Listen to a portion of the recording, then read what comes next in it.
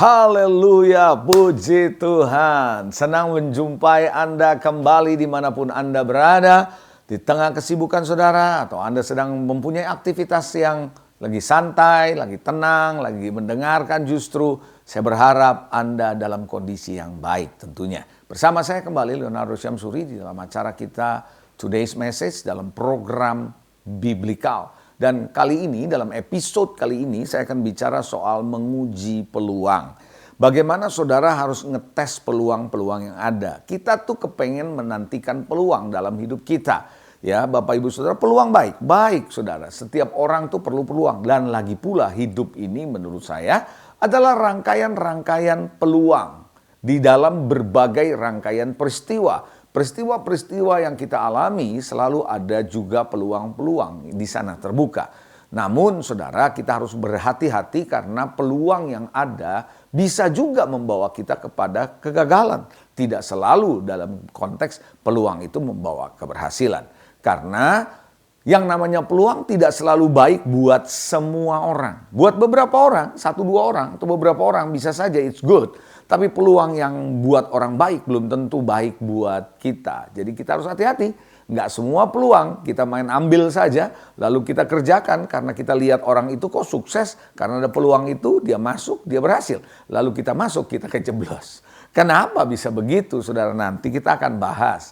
Rasul Paulus menulis kepada jemaat yang ada di Korintus, di mana dia meminta agar jemaat di sana memanfaatkan peluang. Peluang untuk apa? Untuk bisa melayani Tuhan.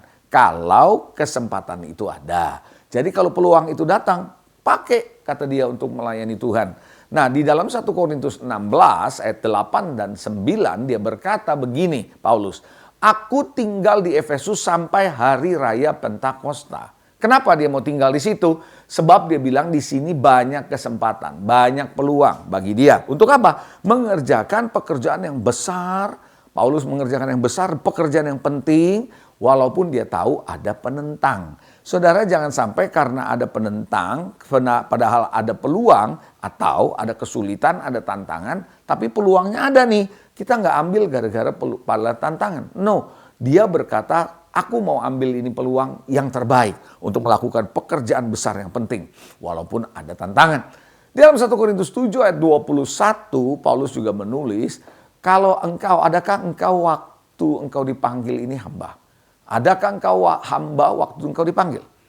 Itu tidak apa-apa. Kalau hamba itu artinya kamu lagi kerja sama seseorang, ada majikan, nggak punya waktu, that's okay, nggak apa-apa kata dia. Tapi jika engkau mendapat kesempatan nih, ada peluang nih untuk bisa merdeka, bebas, mungkin punya bisnis sendiri, mungkin bisa full time dalam pelayanan, gunakan kesempatan itu sebaik mungkin. Nah, jadi Paulus selalu melihat kalau ada peluang, pakai. Kalau ada peluang, pakai. Gitu loh. Nah, di dalam Kisah Rasul 16 ayat yang ke-10, di sana dikatakan setelah Paulus melihat penglihatan dan di mana dia dipanggil saudara untuk pelayanan memberitakan Injil kepada orang-orang ada di Makedonia, lalu setelah Paulus melihat penglihatan itu, segera kami mencari kesempatan. Dia dapat sesuatu dalam visi atau penglihatan secara spirit, in the spirit, dimensinya. Tapi dia mau cari kesempatan. Ada banyak orang mendapat pesan profetik, pesan nubuatan, tapi tidak mencari kesempatan bagaimana pesan Tuhan ini bisa terjadi dalam hidupnya. Mempersiapkan diri barangkali. Nah, saya lanjut. Setelah Paulus melihat penglihatan itu, segeralah kami mencari kesempatan untuk berangkat ke Makedonia. Karena dari penglihatan itu kami menarik kesimpulan Allah telah memanggil kami untuk memberitakan Injil kepada orang-orang di sana. Orang-orang Makedonia. Dia lihat itu kesempatan. Nah, yang menggunakan kesempatan ini bukan cuma Rasul Paulus, bukan cuma kita orang percaya, setan juga menantikan peluang. Dari mana saya tahu? Ketika setan mencoba Yesus, nggak berhasil, apa yang dilakukan? Coba kita lihat, Matius 26 ayat yang ke-16. Apa kata firman? Dan mulailah setan itu setelah gagal nih mencoba Yesus, mulailah ia mencari kesempatan atau mencari peluang yang baik untuk menyerahkan Yesus. Jadi dia itu selalu lihat ada peluang, dia masuk. Dia ada peluang, masuk. Kita orang Kristen kadang-kadang melihat ada peluang, dibiarkan. Peluang apa? Memberitakan Injil. Peluang apa? Untuk mendoakan orang. Peluang apa? Untuk bisa menyaksikan kasih Tuhan. Peluang apa? Untuk membawa orang ini datang sama Tuhan. Kita seringkali membiarkan peluang itu lewat. Padahal ada.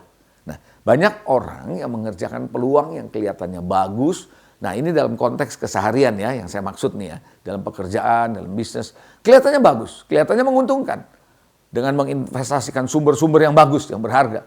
Tapi ternyata hasilnya mengecewakan. Rugi besar, bangkrut bahkan. Kok bisa? Ingat saudara, saya hanya mau katakan semua yang berkilauan. Kalau Anda dalam dunia bisnis, nggak selalu emas. Nggak tentu. Nah, jadi kenapa tadi saya bilang peluang bisa berhasil kepada orang lain, tapi kok sama kita bisa gagal? Atau sebaliknya, peluang sama kita bisa berhasil, tapi kenapa orang lain bisa gagal? Apa sebabnya? Dari pengalaman saya sebagai seorang hamba Tuhan, dan dulu juga sebagai seorang bankir, saya melihat ada beberapa penyebab kenapa peluang itu tidak bisa sembarangan kita ambil. Pertama, kondisi yang saudara dan saya alami belum tentu sama persis dengan orang lain. Dia waktu ngambil peluang itu kondisinya buat sama kita tidak sama. Kondisi dia siap untuk peluang itu, kondisi kita tidak siap. Atau tidak pas. Yang kedua, saya melihat talenta dan kemampuan yang kita miliki dengan orang itu tidak sama di kondisi yang berbeda lagi. Udah kondisinya berbeda, talentanya beda, kemampuannya beda. Ya jelas walaupun peluangnya kelihatannya sama. Jangan sembarangan loh saudara, karena talenta dan kemampuan tiap orang kan beda-beda ya. Nah, di situ saudara. Lalu tujuan Tuhan, yang ketiga saya lihat. Tujuan Tuhan buat orang ini sama saudara tidak sama. Jadi saudara jangan samakan tujuan hidup saudara. Karena itu jalannya bisa beda-beda. Gitu. Nah, Anda harus kenali itu jalan Tuhan. Kamu harus bisa lewati. Ikutin episode yang saya pernah bahas itu juga. Yang ketiga itu tadi tujuan Tuhan. Yang keempat, kenapa orang bisa berhasil, kita gagal atau sebaliknya? Karena melakukan apa yang dunia telah lakukan tidak selalu memberi hasil yang Tuhan inginkan atas kita. Karena kita lihat dia berhasil orang dunia ini dengan cara-cara dia. Lah, cara kita sama cara Tuhan sama cara dunia tidak sama. Bisa-bisa kita gagal, saudara. Nggak sama. Hati-hati Bapak Ibu Saudara. Dan keberadaan peluang tersebut yang kelima saya lihat mungkin hanya sifatnya jangka pendek gitu loh. Karena dilandasi tren sesaat. Hati-hati saudara. Jadi buat kita bisa jadi bahaya untuk itu justru. Amen. Jadi hati-hati dengan peluang. Kita bukan berarti peluang dilewati begitu saja. Tapi kita perlu menguji. Tes the opportunity setiap peluang itu. Nah, berapa langkah yang penting untuk Anda perhatikan kalau Anda mau menguji peluang? Are you ready? Anda siap? Khususnya buat Anda yang ada di marketplace. Anda perlu perhatikan baik-baik. Yang pertama, berdoa kepada Tuhan, mohon petunjuk Tuhan. Hari ini, waktu seperti ini adalah era di mana Roh Kudus bekerja. Dia ada di mana-mana, dia hadir di mana-mana. Dan waktu Anda berdoa, Tuhan bisa memberikan pengertian, Tuhan bisa memberikan kepada saudara jawaban di hati kecil saudara. Untuk terus atau tidak dengan peluang ini. Jangan anggap sepele bimbingan Roh Kudus. Jangan anggap sepele saudara tuntunan Tuhan untuk berkata stop, tahan, atau lanjut dan seterusnya. Bagaimana saudara Anda melibatkan Tuhan dalam hidup saudara itu menentukan apakah Anda berhasil dalam menguji peluang itu atau tidak. Karena saat Anda berdoa Tuhan bisa memberikan Anda hikmat. Tuhan bisa berikan Anda pengarahan. Penjelasan bahkan dengan peluang-peluang yang Anda sebenarnya tidak terlalu tahu banyak. Tapi Tuhan bisa kasih tahu, penyingkapan yang diperlukan, Tuhan bisa beritahu. Jadi sekalipun semua faktor yang sudah kita pelajari, saudara udah baik, tapi jangan pernah lupa ada faktor lain, yaitu faktor Roh Kudus. Amin. Berdoa, libatkan Tuhan, tanya Tuhan. Itu yang pertama. Yang kedua, eksplorasi semua faktor yang terkait dengan peluang tersebut. Coba lihat baik-baik, apakah peluang ini baik buat saya? Eksplorasi. Jangan pernah mengandalkan kepercayaan dari kata orang lah, perkataan orang, jangan.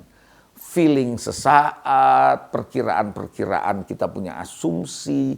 Saya mau ajak saudara lah menguji peluang ini dalam konteks di marketplace ya. Anda perlu hati-hati saudara. Evaluasi data yang ada. Evaluasi informasi tentang peluang tersebut. Apa? Lihat datanya, benar nggak? Informasinya benar nggak? Jangan cuma percaya kata orang saudara. Amsal 13:16 berkata, Amsal 13 ayat 16 berkata, orang yang cerdik bertindak dengan pengetahuan. Perhatikan, tetapi orang bebal membeberkan kebodohannya. Jadi kita pakai pengetahuan kita harus belajar, data kita analisa. Amsal 19 ayat 2 bilang apa? Tanpa pengetahuan, kerajinan saja tidak baik.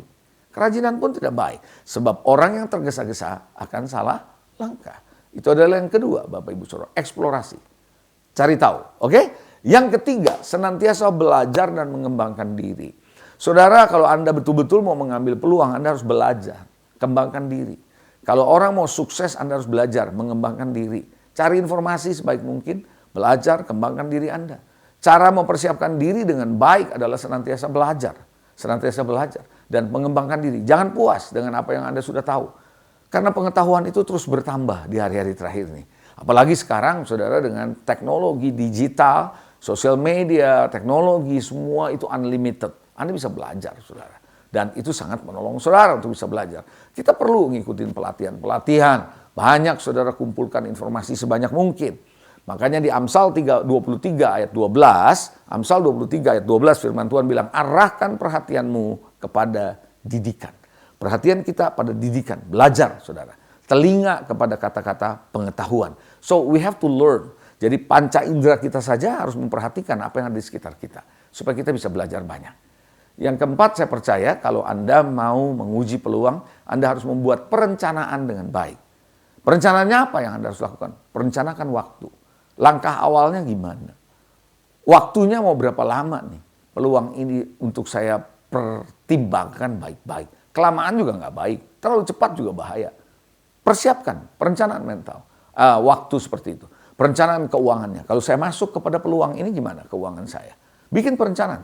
Keluarga saya gimana? Jangan sampai mentang-mentang kita lihat ini bagus, kita masuk, keluarga kita berantakan. Nggak ada waktu sama keluarga, nggak ada waktu sama Tuhan. Aduh, ini lebih berbahaya. Ya, perencanaan pelayanan saudara. Nah, bagaimana pelayanan saudara jangan terganggu. Saya suka perhatikan sebagai gembala sidang. Ada banyak orang karena masuk peluang yang baik, dia kerjakan, ditinggal pelayanannya. Dengan alasan nggak ada waktu dan sebagainya. Saya kira jangan sampai seperti itu. Amsal 24 ayat 6 bilang, karena hanya dengan perencanaan engkau dapat berperang. Dan kemenangan tergantung penasehat yang banyak. Kalau Anda baca Lukas 14 ayat 28 sampai dengan ayat 30, itu cerita tentang bagaimana seorang yang mau mendirikan menara. Dia harus duduk, bikin anggaran. Jangan sampai nanti ketika dia mulai bangun, nggak ada biaya yang cukup, nggak bisa selesain. Dan orang akan ketawain bahwa orang ini bisa mulai mendirikan, tapi dia nggak sanggup menyelesaikan. Itu ayatnya bilang gitu, saudara. Jadi perencanaan yang baik tidak pernah Anda dan saya buat tergesa-gesa. No, tapi harus punya data, informasi, apalagi kalau cuma minim, cari. Supaya saudara semua tidak dibangun perencanaan atas dasar data yang minim, optimisme semata, nggak punya dasar perhitungannya. Harus punya perhitungan, perencanaan yang baik. Amin. Saya berharap Anda bisa menguji peluang itu waktu datang. Anda tidak selalu harus ambil dan Anda juga tidak selalu harus tinggalkan begitu saja. Uji peluang itu, saya percaya Anda akan menjadi orang yang diberkati dan berhasil dalam Tuhan. God bless you. Sampai jumpa di episode kita selanjutnya. Amen.